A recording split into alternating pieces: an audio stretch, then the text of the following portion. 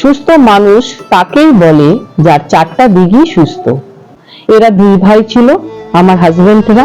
দাদা ভাইও লাংস ক্যান্সারে মারা গিয়েছিল এবং আমার হাজবেন্ড তারপরে মারা গেল। তো আমাদের ফ্যামিলির মধ্যে 5 মাস 6 মাস 5 মাসের মধ্যে আমার ফ্যামিলি ফিনিশ। আজ আমরা যার সাথে কথা বলবো তিনি পাহাড় প্রমাণ সমস্যাকে জয় করে জীবনে কিভাবে মাথা উঁচু করে টিকে থাকতে হয়, বাঁচার মতো করে বাঁচতে হয়, তার উজ্জ্বলতম দৃষ্টান্ত। প্রতিকূল অবস্থা থেকে শুধু নিজেকে নয়, কিভাবে অন্যকেও একটি সুস্থ জীবন দেওয়া যায় তার জন্য আপ্রাণ সংগ্রাম করে চলেছেন তিনি। শারীরিক ও মানসিক এমনকি আধ্যাত্মিক উন্নতির পথ হিসেবে তাই তিনি বেছে নিয়েছেন যোগাসন, ধ্যান, প্রাণায়ামের মতো ভারতবর্ষের শাশ্বত পন্থাকে। তবে আবেগের বশে নয়, আশৈশব যে ক্ষেত্রটিতে ছিল তাঁর একাধিপত্য তাকেই তিনি কাজে লাগিয়ে যাচ্ছেন মানব কল্যাণের স্বার্থে। অতি অল্প বয়সেই নিষ্ঠা ও অধ্যবসায়ের সাহায্যে লাভ করেছিলেন যোগরানী উপাধি, যোগ সুন্দরী উপাধি এবং যোগ সম্রাজ্ঞী উপাধি। লাভ করেছেন অসংখ্য প্রতিষ্ঠান থেকে বহু সম্মান ও স্বীকৃতি।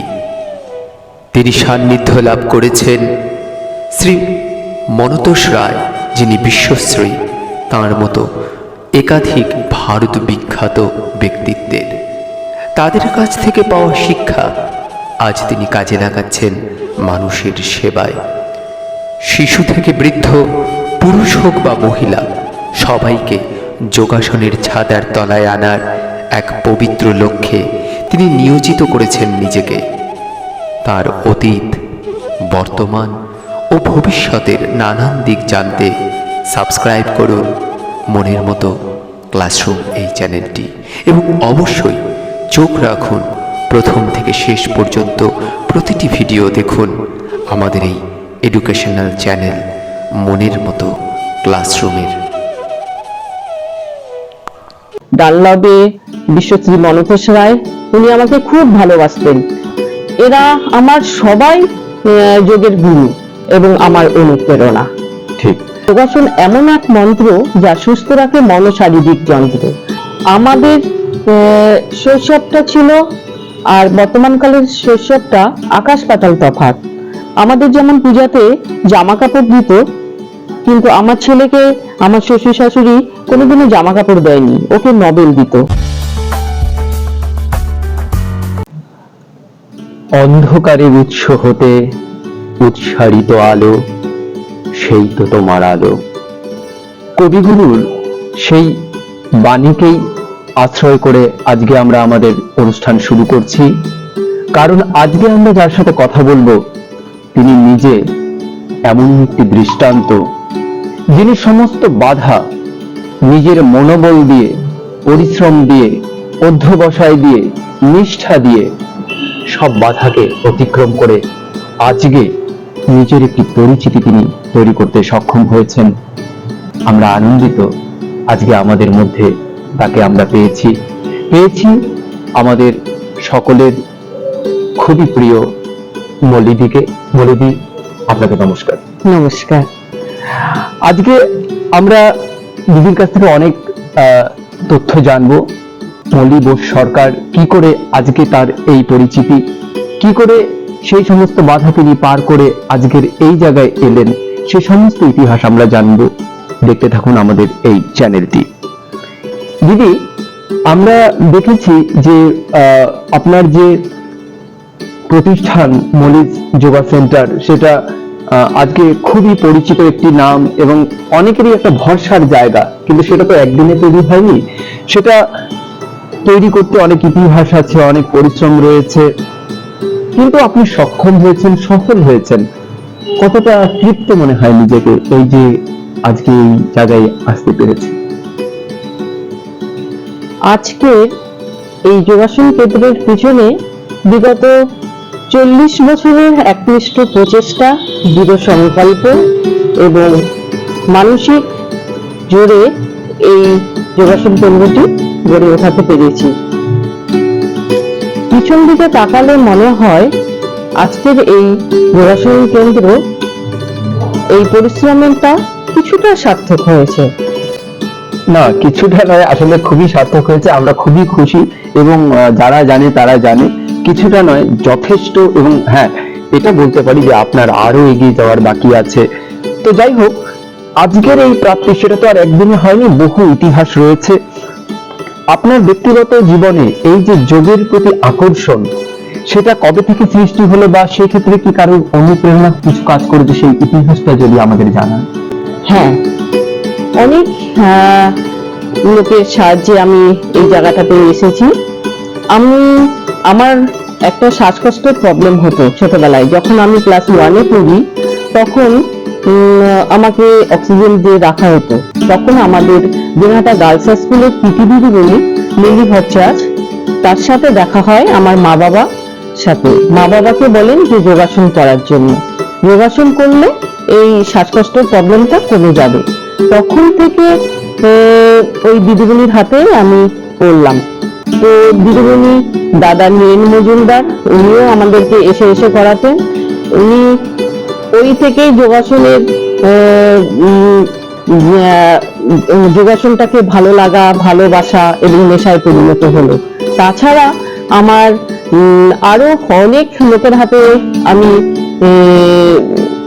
বড় হতে পেরেছি, যেমন বিবেক সিংহ সরকার, সে আমার কোচ। আমার দাদা চন্দন সেনগুপ্ত, মমতা সেনগুপ্ত, ওনারা যদি না থাকতো তাহলে হয়তো আমি কোনো কম্পিটিশনই করতে পারতাম না। ওই দাদা বৌদির অবদান অনেক। ওই দাদা বৌদি আমাকে সব সময় সব কলকাতাতে স্টেট মিট, ন্যাশনাল মিট করতে নিয়ে যেতেন। তারপর ওখানে কলকাতাতে বিমল স্বাস্থ্য কেন্দ্রে বিমল দাসের কাছে আমি শিখি।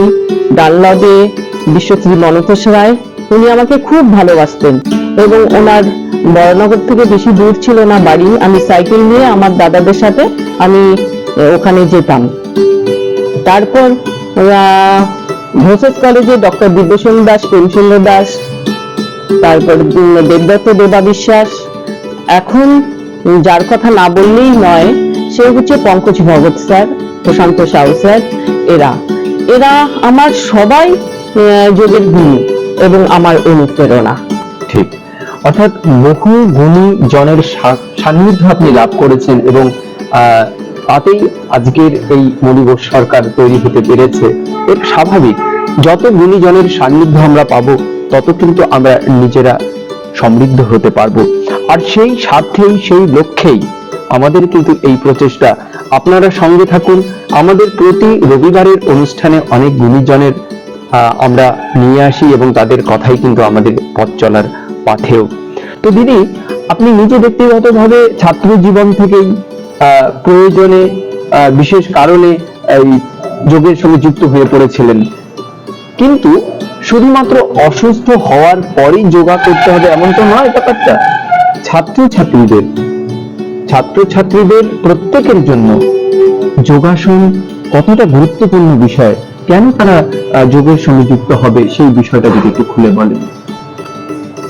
হেলথ ইজ ওয়েলথ, স্বাস্থ্যই হচ্ছে আমাদের সম্পদ। শরীর যদি ভালো না থাকে তাহলে আমাদের মন ভালো থাকবে না, আর মন যদি ভালো না থাকে তাহলে আমাদের শরীর ভালো থাকবে না।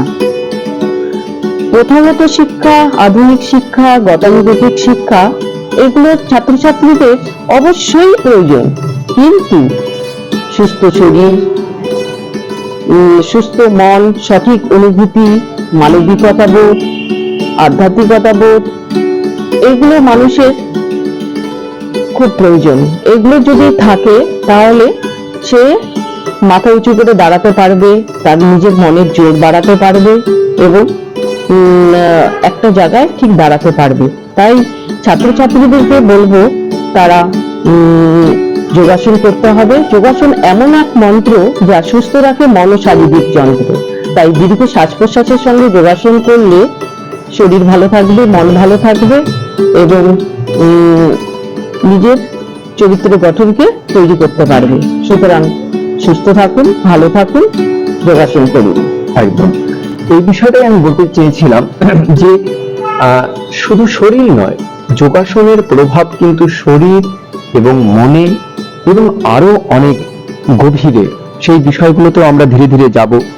দিদির কাছ থেকে আমি স্পেসিফিক এই বিষয়টাই জানতে চাইছিলাম যে যোগাসন করার ফলে একজন মানুষের কি চরিত্রের পরিবর্তন হতে পারে, সে কি খারাপ থেকে ভালোর দিকে যেতে পারে, অর্থাৎ তার মনের কি পরিবর্তন হয় যোগাসনের মাধ্যমে? যোগাসন মনকে কি অনেকটাই নিয়ন্ত্রণ করে? একদম ঠিক, মনকে নিয়ন্ত্রণ করে যোগাসনই। শরীর যদি ভালো থাকে তাহলেই মন ভালো থাকবে, মন যদি ভালো থাকে তাহলেই শরীর ভালো থাকবে। সুতরাং শরীর আর মন অতঃপর জড়িত। হ্যাঁ, এবং মন যদি ভালো থাকে কারো, তাহলেই কিন্তু তার মধ্যে সুস্থ ভাবনা আসবে এবং সে খারাপ দিকে পা বাড়াবে না, এবং ধীরে ধীরে তার মধ্যে একটা ব্যক্তিত্ব, একটা শুভ ব্যক্তিত্ব, যা আমাদের জন্য স্বাস্থ্যকর, সমাজের পক্ষে এরকম একটা আদর্শ মানুষ কিন্তু ধীরে ধীরে গড়ে উঠতে পারে। আরেকটা বিষয় আমরা প্রায় শুনে থাকি, যোগাসনের সঙ্গে একটা আধ্যাত্মিকতার একটা যোগাযোগ রয়েছে। আসলে আধ্যাত্মিকতার উন্নতির ক্ষেত্রে বা আধ্যাত্মিকতার সঙ্গে যোগের ঠিক কি সম্পর্ক? কি মনে হয় যোগাসন করলে মানুষের সেদিক থেকে কি বেনিফিট পেতে পারে তারা? যেমন বিবেকানন্দের বাণী থেকে বলতে পারি, শরীরে থাকবে তেজ, দেহে থাকবে শক্তি, মনে থাকবে উৎসাহ, বুদ্ধিতে থাকবে বিবেক, হৃদয়ে থাকবে করুণা, মাতৃভূমিতে থাকবে প্রেম, এবং মাতা পিতার প্রতি থাকবে শ্রদ্ধা, গুরুজনদের প্রতি থাকবে সম্মান, দিন দারিদ্রের প্রতি থাকবে ভালোবাসা, এবং হৃদয়ে থাকবে ভালোবাসা, প্রেম। তো এইভাবে আমরা আধ্যাত্মিকতার মধ্য দিয়ে ছাত্রছাত্রীদেরকে আমরা গড়ে তুলতে পারবো। একদম, দিদি যে কথাটা বললেন, রেফারেন্স যেটা দিলেন, এর চেয়ে ভালো উদাহরণ বোধহয় আর হতে পারে না। কারণ আমরা আদর্শ মানুষ হিসেবে বিবেকানন্দকে যদি সামনে রাখি, তাহলে বোধহয় আর কোনো কিছুরই প্রয়োজন হয় না। এবং বিবেকানন্দ এই চরম জায়গায়, পরম জায়গায় পৌঁছতে পেরেছেন, সেটাও কিন্তু আমরা জানি তিনি আসন, ধ্যান এগুলোর সঙ্গে সম্পূর্ণভাবে যুক্ত ছিলেন। অতএব আমরা যদি নিজেদেরকে ধ্যানের সঙ্গে, প্রাণায়ামের সঙ্গে, যোগাসনের সঙ্গে নিজেদের যুক্ত করতে পারি, আমরাও নিশ্চয়ই একটা আধ্যাত্মিক উন্নতি লাভ করতে পারবো।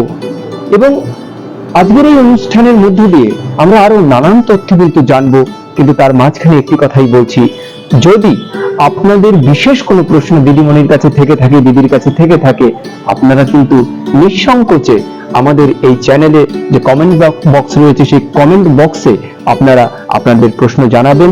সেই সমস্ত প্রশ্নের উত্তর নিয়ে প্রয়োজনে আমরা আবার একটা নতুন এপিসোড তৈরি করব, সেখানে আবার দিদি আসবেন এবং আপনাদের সমস্ত প্রশ্নের উত্তর কিন্তু আপনারা পেয়ে যাবেন।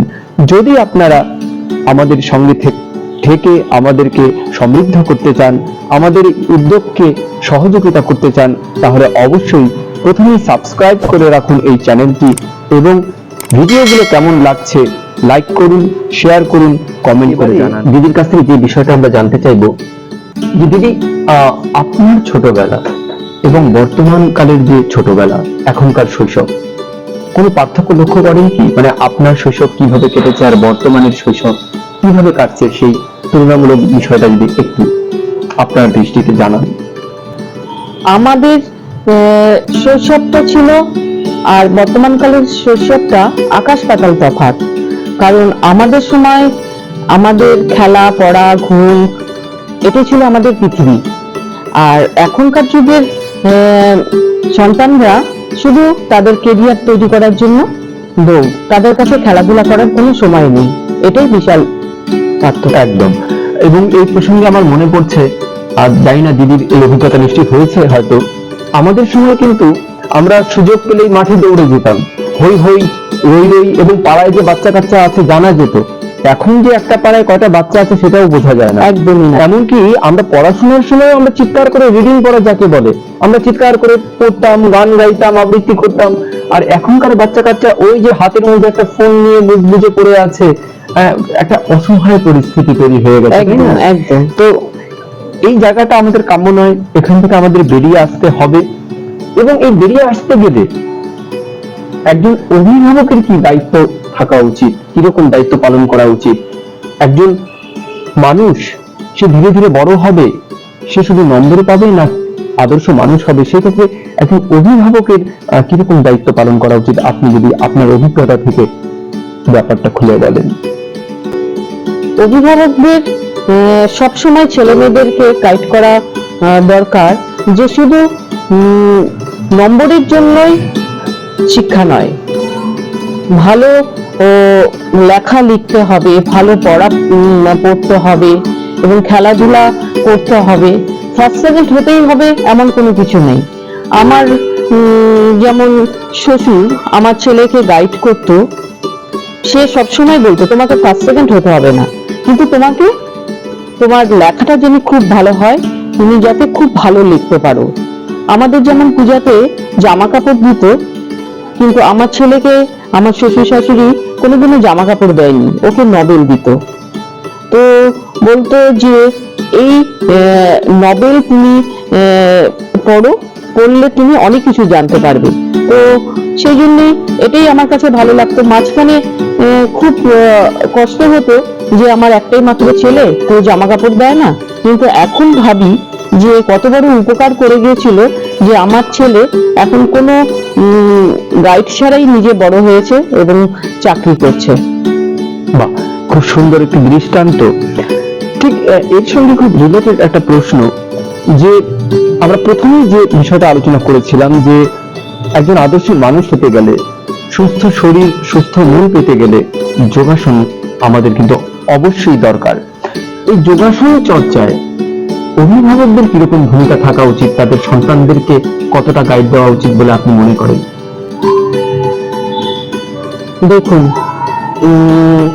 সন্তান সফলতা পাবে সব গার্জিয়ানই চাবে, কিন্তু সফলতার মাপকাঠি যে ভালো চাকরি বা অনেক টাকা মাইনে এগুলো নয়।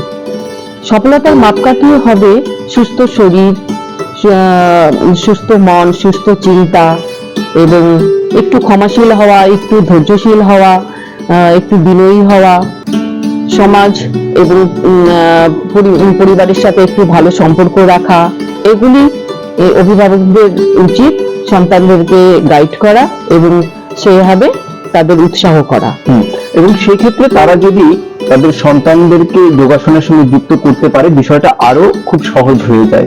তাই যোগাসনের মাধ্যমে তাদের চিত্তের বিকাশ হবে, তাদের আদর্শ চরিত্র গঠন হবে এবং যে কথাটা আমরা আগেও বলেছি, একটা আধ্যাত্মিক উন্নতি তারা লাভ করবে। ধীরে ধীরে আমরা কিন্তু আমাদের কাঙ্ক্ষিত লক্ষ্যে পৌঁছতে পারবো। কিন্তু লক্ষ্যটি কি? লক্ষ্য হচ্ছে শরীর ও মনের একটা পরিপূর্ণ সুস্থতা। কিন্তু সুস্থতার সংজ্ঞা কিন্তু আমরা অনেক সময় ভুল ব্যাখ্যা করে বসি। দিদি, সুস্থতা বলতে আপনি একজন যোগের একজন প্রশিক্ষক বটে, এই মুহূর্তে শেখান, সুস্থতা বলতে আপনি কি বোঝেন, যদি দর্শকদের একটু খুলে বলেন। সুস্থ মানুষ তাকেই বলে যার চারটা দিকই সুস্থ: physically, economically, mentally and socially. শরীর ওকে, পকেটে পয়সা নাই, ডিসব্যালেন্স। পকেটে অনেক পয়সা আছে, খেতে পারছে না, হার্টের প্রবলেম, সুগারের প্রবলেম, আলসার, ক্যান্সার, নানান ডিজিজ, সেও ডিসব্যালেন্স। আবার দেখবেন পকেটও ওকে, শরীরও ওকে, কিন্তু মেন্টালি দিক থেকে ভালো নেই। বাড়িতে হয়তো কারো অ্যালজাইমার, কেউ হয়তো পড়াশোনা ঠিক মতো করে না, কেউ হয়তো অসুস্থ, তো ডিসব্যালেন্স। আবার দেখবেন পকেটও ওকে, শরীরও ওকে, মেন্টালি দিক থেকেও ওকে, কিন্তু সোশ্যালি দিক থেকে ওকে নাই। এই মনে হয় সিবিআই আসবে, এই মনে হয় পুলিশ আসবে, হাত তুলে বলবে এই লোকটা ঠকিয়েছে, এই মেয়েটা ঠকিয়েছে, এমন কাজ করবে যাতে স্যালুট দেয়। সেই কাজটাই প্রত্যেকটা মানুষকেই করা উচিত। ঘুরে ফিরে কিন্তু আমি যেটা দেখছি যে যোগাসনের সঙ্গে যদি যুক্ত থাকা যায়, তাহলে কিন্তু ধীরে ধীরে একজন মানুষ ওই সুস্থ থাকবে শরীরের দিক থেকে, মনের দিক থেকে, এবং যেহেতু তার নৈতিক উন্নতি হবে, আদর্শ মানুষ তৈরি হবে, সামাজিকভাবে সে সবসময় সুস্থ থাকবে, চারপাশের মানুষ তার সঙ্গে ভালো ব্যবহার করবে এবং অন্যায় কাজের সঙ্গে সে যুক্তই হবে না। অতএব একটা নিরুপদ্রব, একটি শান্তিময় জীবন কিন্তু সে লাভ করতে পারে। আপনাদের কেমন লাগছে সেটি আপনারা খুলে জানান।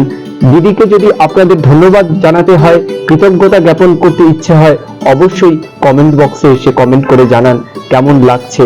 এবং আমাদের এই উদ্যোগকে আবার বারবার বলবো, এই উদ্যোগকে যদি আপনারা সমর্থন করে থাকেন অবশ্যই কিন্তু চ্যানেলটিকে সাবস্ক্রাইব করবেন এবং ভিডিও প্রথম থেকে শেষ পর্যন্ত দেখবেন এবং সবাইকে দেখানোর সুযোগ করে দেবেন। ভিডিওগুলো যথেষ্ট পরিমাণে শেয়ার করে দেবেন যাতে সমাজে ভালো বার্তা সবার মধ্যে সমানভাবে পৌঁছে যেতে পারে।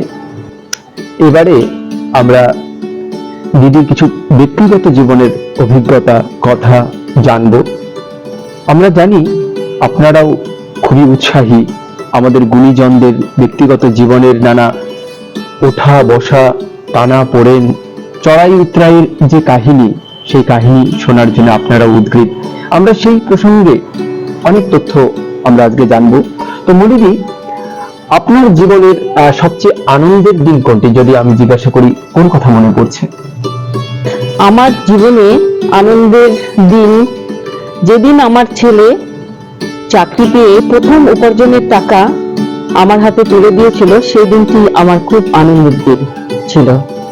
বাহ, সত্যি সেটা সব মায়ের পক্ষে আনন্দের দিন। ঠিক তার উল্টোটা যদি বলি যে জীবনের সবচেয়ে কষ্টকর মুহূর্ত কোনটি, কি মনে পড়ছে? আমার শাশুড়ি মারা যাওয়ার দিনটি সবার থেকে কষ্টকর দিন ছিল। উনি শুধু আমার স্বামীর মা ছিলেন না, আমার বন্ধু ছিলেন এবং আমার মা ছিলেন। একদম, এরকম একজন বন্ধু বিয়োগ সেটা তো সবার জীবনেই কষ্টের মুহূর্ত। কিন্তু আরেকটু যদি বিস্তৃত বলি, যে জীবনে তো সবারই অনেক কঠিন সময় যায়, আপনার জীবনেও গেছে, আমরা শুরুতেই সেটা প্রতিবেদনে জানিয়েছি। তো জীবনের সবচেয়ে সেই স্ট্রাগল পিরিয়ডটা, হার্ড পিরিয়ডটা কি ছিল, কেমন ছিল, কি ঘটেছিল সেই দিন, যদি সেই বিষয়টি আজকে সবাইকে শেয়ার করেন। আমার 2013 23 জুন আমার শ্বশুর মারা যায়। ভবিষ্যৎ করতে ধরা পড়ে আমার হাজবেন্ডের স্টমাকে টিউমার, ক্যান্সার। ওকে যেই নিয়ে যাওয়া হলো, শাশুড়ি যেই শুনলো ক্যান্সার হয়েছে, শাশুড়ি ব্রেন স্ট্রোক হয়ে মারা গেল। শ্বশুরের দিক থেকে শ্বশুর একা ছিল, শাশুড়িরা 2 বোন ছিল, ঘর জামাই করে দিয়ে দিয়েছিল। তার ফলে আমাদের রিলেটিভ বলতে কিছুই ছিল না। এরা 2 ভাই ছিল, আমার হাজবেন্ডরা। দাদা ভাইও লাংস ক্যান্সারে মারা গিয়েছিল এবং আমার হাজবেন্ড তারপরে মারা গেল। তো আমাদের ফ্যামিলির মধ্যে 5 মাস 6 মাস 5 মাসের মধ্যে আমার ফ্যামিলি ফিনিশ। তখন আমি কি করে খাবো, কি করব, কিছুই আমি বুঝতে পারছিলাম না। তো তখন আমার ছেলে সেন্ট মেরিসে 11 থেকে 12-এ ফার্স্ট হয়ে উঠলো। তো ওকে পড়াবো কেমন করে, তারপরে আমি চলবো কি করে, এইটা নিয়ে একটা বিশাল সমস্যা চলছিল। তখন আমার মাথায় একটা বুদ্ধি খেললো যে আমি যা করছি সেটাই আমাকে করতে হবে এবং এই যোগাসন দিয়েই আমাকে উঠতে হবে। এবং আমি প্রায় 45 থেকে 55টা বাড়িতে আমি ফিজিওথেরাপি করাতাম, মাসাজ করাতাম, বিউটিশিয়ানের কোর্স করা ছিল, বিউটিশিয়ানের কোর্সে সবাই ফেসিয়াল করতো, বডি স্পা করতো, তারপর যোগাসন শেখাতাম। তো এগুলো দিয়েই আমাকে সংসারটা চালাতে হবে। তারপর আমি সেই এগুলো আবার যতগুলি বাড়িতে করাতাম তারা সবাই আমাকে খুব ভালোবাসতো। তারা সবাই আমাকে আবার ডাকা শুরু করলো, বললো যে তোমাকে কাজ করতে হবে না, কিন্তু তোমাকে বাড়ি থেকে বার হতে হবে, তুমি আমাদের এখানে আসো। আবার শুরু করলাম এবং আমি প্রায় 45 থেকে 55টা বাড়িতে যোগা শেখাতাম, মাসাজ করাতাম। তারা সবাই আমাকে এত ভালোবাসতো এবং ওই থেকেই আমার যোগের প্রতি আরো ভালোবাসা, আরো ভালো লাগা এবং নেশায় পরিণত হয়ে গেলাম। এখন আরো সেই জন্য যোগাসনগুলো করছি। এরকম ভাবেই আমি এই কষ্টের দিনগুলোকে পার করেছি। কিন্তু একমাত্র সম্ভব ছিল এই যোগাসনের দ্বারাই আমার মাইন্ডটাকে, এত বড় কষ্টের দিনটাকে আমি কাটিয়ে এসেছি। অপূর্ব একটি অভিজ্ঞতা।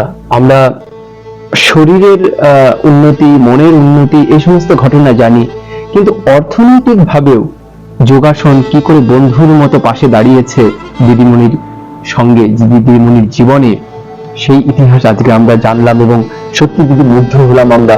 এবং আমি মনে করি দিদিও একমত হবেন যে এখনো যারা বেকার ছেলে মেয়েরা রয়েছে, তারা যদি সাহস করে যোগাসনের সঙ্গে যুক্ত হয়, তারা কিন্তু অর্থনৈতিক ভাবেও স্বনির্ভর হতে পারে।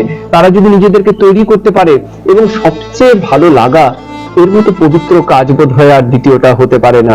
তুমি রোজগারও করতে পারছো, পাশাপাশি মানুষকে একটা শান্তির, একটা সুস্থতার পথ দেখাতে পারছো। অপূর্ব এই পবিত্র কাজের সঙ্গে কিন্তু সকলেরই যুক্ত হওয়া উচিত।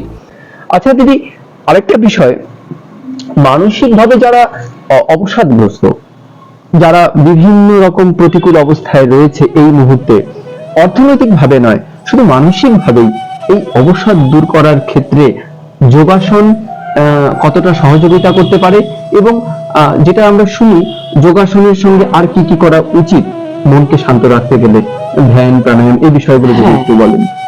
যোগাসন, প্রাণায়াম, ধ্যান, মন্ত্র চ্যান্টিং, এগুলো প্রত্যেকটা মানুষের মধ্যেই দরকার। মনটাকে স্থির করার জন্য যোগাসন দরকার।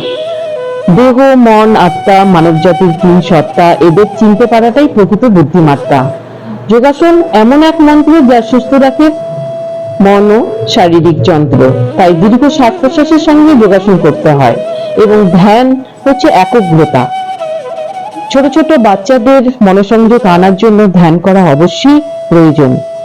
এবং সকালবেলায় উঠে মন্ত্র চ্যান্টিং, যদি অভিভাবকরা ছোট ছোট বাচ্চাদেরকে তারা শেখান যে ঘুম থেকে উঠে কোনো একটা মন্ত্র চ্যান্টিং এর দ্বারা তাদের যে কোনো ঠাকুরকে স্মরণ করা, এটা যদি করে তাহলে নিশ্চয়ই তাদের মনোসংযোগটা আসবে, ধীর স্থির হবে। প্রাণায়ামের মাধ্যম দিয়ে তাদের শ্বাস প্রশ্বাসের গতিটা খুব ভালোভাবে হয়। শ্বাস ছাড়া শ্বাস নেওয়ার যে গতি বিচ্ছেদ, সেটাই হচ্ছে প্রাণায়াম। তো প্রাণায়ামের মাধ্যমে দীর্ঘায়ু হয়, জীবন শক্তি বাড়ে। তাই বলবো সবাইকে যোগাসন করুন, ধ্যান করুন, প্রাণায়াম করুন। এবং সেক্ষেত্রে আমার মনে হয় যে একজন সঠিক গুরু নির্বাচনও খুব গুরুত্বপূর্ণ ব্যাপার।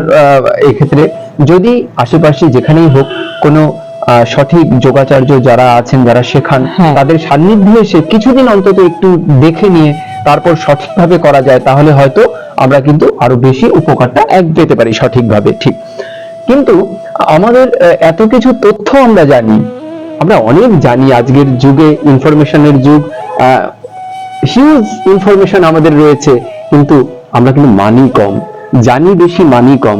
ফলে আমরা কিন্তু বাস্তব জীবনে সেই লাভটা ঘরে তুলতে পারি না। তাই আমি বলবো যে যতই ব্যস্ত থাকুন না কেন, একটু নিজের জন্য, নিজের পরিবারের জন্য একটু সময় বের করুন এবং যোগের সঙ্গে যুক্ত হয়ে যান। তো দিদির কাছে আমাদের একদম শেষ পর্যায়ের প্রশ্ন, যে যারা খুব ব্যস্ত, তারাও কিভাবে যোগের সঙ্গে যুক্ত হতে পারে, বা কিভাবে কি কি যোগাসন কিভাবে করতে পারে, সেই বিষয়ে যদি ছোট্ট করে একটু সংক্ষেপে জানান। যারা কর্মব্যস্ত তারা কখনোই ঠিকমতো ব্যায়াম করতে পারে না। তাদের চলাফেরা, খাওয়া দাওয়া, ঘুমানো সবকিছুই তাদের ডিস্টার্ব থাকে। তাই আমি বলবো তারা যখন বড়রা যখন একদমই সময় পায় না, তারা বিছানাতেই কয়েকটা এক্সারসাইজ করতে পারে। যেমন যষ্টি আসন, হাত পা টান টান করে হিপসটাকে বিছানাতে লাগিয়ে বুকটাকে উঁচু করে যতটা টান দিতে পারবে, তাহলে তাদের কি হবে যে কোমরের যাদের ব্যথা আছে, যাদের স্পন্ডিলাইটিস আছে কোমরে, তাদের এই ব্যায়ামটা করলে শরীরটা খুব ভালো থাকবে। তারপর ওখান থেকে পবনমুক্ত আসন, পবনমুক্ত আসন এক পা করে 20 সেকেন্ড করে থেকে পবনমুক্ত আসন করতে পারবে। তারপরে দু পা দিয়ে একসঙ্গে জোড়া করে পবনমুক্ত আসন করবে, মারকাটা আসন করবে। এই আসনগুলো যদি করে তাহলে তাদের কোমরের ব্যথা কমবে, ভালো পটি পরিষ্কার হবে। তো এই জিনিসগুলো প্রত্যেকটা মানুষেরই, তাদের লাইফস্টাইলটা এতটাই বাজে হয়ে গেছে, তাদের ঘুম, খাওয়া, প্র্যাকটিস কিছুই হয় না, তারপরে নানান রোগে এরা ভোগে। আমি বলবো যারা অফিসে চাকরি করে তারা যখন টিফিন পিরিয়ডে পাবে, সেই টিফিন পিরিয়ডের সময় পর্বতাসন, হাতটাকে কাঁধের উপরে উঠে হাতটাকে জোড়া করে টান টান অবস্থায় থাকতে হবে, তাহলে মেরুদণ্ড নমনীয় হবে। তারপরে টুইস্টিং, চেয়ারে বসে বসেই হয়তো টুইস্টিংটা করা যাবে। পায়ে একটু হামু হয়ে পাটাকে ধরে কোয়াড্রিপস টাইট করে পাটাকে ঝুলিয়ে এক্সারসাইজ গুলো করলে পায়ের ব্যথা কমবে।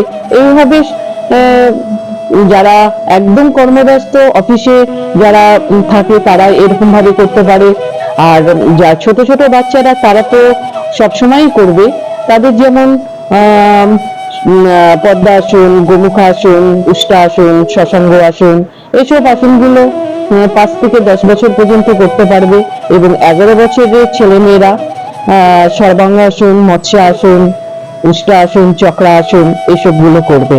কিন্তু বড়রা যাদের স্পন্ডলাইটিস হচ্ছে, স্লিপ ডিস্ক হচ্ছে, মাথা নিচু করে কাজ করতে করতে তাদের স্পন্ডলাইটিস হয়ে যাচ্ছে, তো তাদের ক্ষেত্রে একটু সঠিকভাবে আসন যদি করে এবং একটু নিয়ম করে যদি চলে তাহলে ঠিক থাকতে পারবে। একদম খুবই গুরুত্বপূর্ণ কিছু তথ্য আমরা জানলাম। আর সঙ্গে লাস্ট একটা বিষয় যুক্ত করব, যে আজকাল লাইফস্টাইল যেহেতু পাল্টে গেছে, মানুষ বিভিন্ন রকমের জাঙ্ক ফুড, ফাস্ট ফুডের সঙ্গে যুক্ত হয়ে যাচ্ছে। যোগাসনের সঙ্গে সঙ্গে খাদ্যাভ্যাস কিরকম হওয়া উচিত বলে আপনি মনে করেন? আমাদের শরীরে অ্যালকালাইন ফুড খেতে লাগে 80%, আর 20% খেতে হয় অ্যাসিডিটি ফুড। তো অ্যালকালাইন ফুড কোনগুলো? পাকা ফলমূল, শাকসবজি, ডিমের সাদা অংশ, 4 ধরনের নাটস, এগুলো হচ্ছে অ্যালকালাইন ফুড। আর অ্যাসিডিটি ফুড হচ্ছে ডাল, ভাত, মাছ, মাংস, ফাস্ট ফুড এগুলো। তো ওটা খেতে লাগে 20%, কিন্তু আমরা খাই 80%। তো অ্যালকালাইন ফুড 80% খেতে হয়, ওটা খাই আমরা 20%। পাতে হয়তো একটু স্যালাড বা 2-1টা ফল এটা খাই। তো আমাদের সবসময় নজর রাখতে হবে, আমাদের খাওয়া দাওয়াটা খুব ভালো করতে হবে, এবং ফাস্ট ফুড, জাঙ্ক ফুড এসব যাতে না খায়। সেই জন্য সবাইকে বলবো আপনারা খাওয়া দাওয়া, ঘুম আর খাওয়া দাওয়া, ঘুম এই দুটো খুবই জরুরি। যদি আমরা ফাস্ট ফুড খাই তাহলে আমাদের নানান রকমের নানান রোগ হচ্ছে, কিন্তু যদি আমরা শাকসবজি, ফলমূল এবং একটু প্রোটিন জাতীয় খাবার, হালকা, এগুলো যদি খাই তাহলে আমাদের শরীরটা ভালো থাকবে। একদম। অর্থাৎ আমরা দিদির সাথে কথা বলে জানলাম যে সুস্থ থাকতে গেলে আগে মানসিকভাবে প্রস্তুতি নেওয়া উচিত, একটা প্ল্যানিং থাকা উচিত যে আমি কি ধরনের খাদ্য নির্বাচন করব, কি রকম ভাবে জীবন যাপন করব। এই একটা প্ল্যানিং, সুস্থ প্ল্যানিং করে যদি আমরা এগোতে পারি, তাহলে কিন্তু যদি সঠিক খাদ্যাভ্যাস থাকে, যোগাভ্যাস থাকে এবং অবশ্যই একটা সুস্থ ইচ্ছে থাকে, তাহলে কিন্তু আমরা অবশ্যই সুস্থ জীবন পেতে পারি। এই সুস্থতাই আমাদের কাম্য। আপনারা সুস্থ থাকুন, ভালো থাকুন, এবং ভালো থাকার জন্য আমাদের যতটুকু করণীয় আমরা করব।